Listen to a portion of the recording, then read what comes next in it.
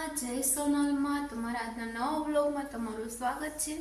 અને હું આવી ગઈ છું બામાવાડા અને જો અહીંયા આવીને મારે મેસૂબ ખાવાનું મન થયું એટલે મેસૂબ બનાવું હજી શીખું છું। એટલે મતલબ એકવાર બનાવ્યો તો આ બીજી વાર બનાવું। થોડો ચણાનો લોટ લીધો, ઘીને ગરમ કરી લીધું। હાલો તો હવે બનાવવાની ટ્રાય કરીએ।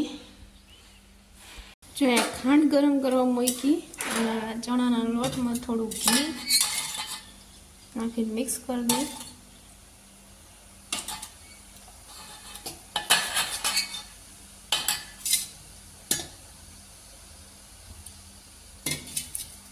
થાય ત્યાં સુધી મેં અહીંયા ચણા લોટમાં ઘી નાખીને મિક્સ કર્યું ને એમાં હવે એલચીના દાણા નાખી દઈએ જેથી ફ્લેવર આવી જાય મસ્ત મજાનો। ચાસણી થઈ ગઈ હવે અને આ એમાં નાખી દઈએ ને પછી ગરમ ગરમ ઘી એમાં ઉમેરતી જાય ને એક બાજુથી હલાવતી જાય એટલે થઈ ગયો મેસૂબ તૈયાર। તો બની ગયો છે। આમાંથી મેં થાળીમાં કાઢી લીધો અને ઠરવા દઈએ પછી આના પીસીસ કરશું।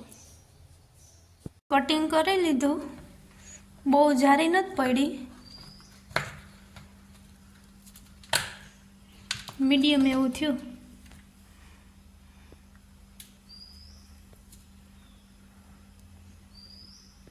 થોડીક ઓછી જારી પડી। The next day.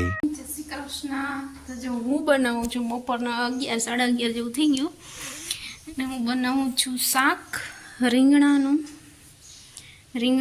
ને એમાં બિયા ને એનો મસાલો કરીને આદુ મરચું ને લસણ થોડી ખાંડી નાખ્યું ને હવે એમાં થોડાક બી નાખ્યા શેકેલા એ ખાંડી નાખીને એનો મસાલો તૈયાર કરી લેવો। બની ગયું શાક ને બાજરાના જવારના રોટલા છે ને શેકેલા મરચા। તો હાલો જમવા। જો અમે જમીને બપોરે સુઈ ગયા હતા ને હમણાં ઉઠી 3:30 ઉઠીને હવે અહીંયા બાજુમાં સુબીભીના ઘરે જઈ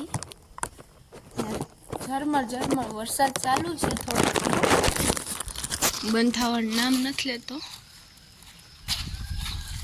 ને માં બે અને માંડવીનું વાવેતર કર્યું ને એ પછી તરત વરસાદ આવ્યો એટલે માંડવી એ બહુ ઉગી નથી, એમ ઉગી ગઈ પણ એટલા ભાગમાં થોડીક બાકી છે ત્યાં પાછી વાવવી જોઈએ પણ વરાપ થાય તો થાય।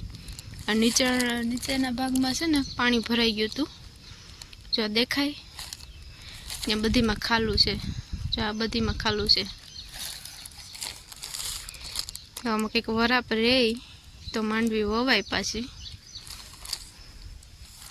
એવું છે। હવે એમાં એ વરાપ જ નથી રહેતી, વરસાદ ચાલુ જ છે। જો માંડવી એવડી બધી થઈ ગઈ, મસ્ત ઉગી ગઈ। જ્યાં ઉગી ગઈ ત્યાં તો વાંધો નથી, જ્યાં નથી ઉગી ત્યાં વાંધો છે। વરાપ રહી તો વારો વાવવાનું છે।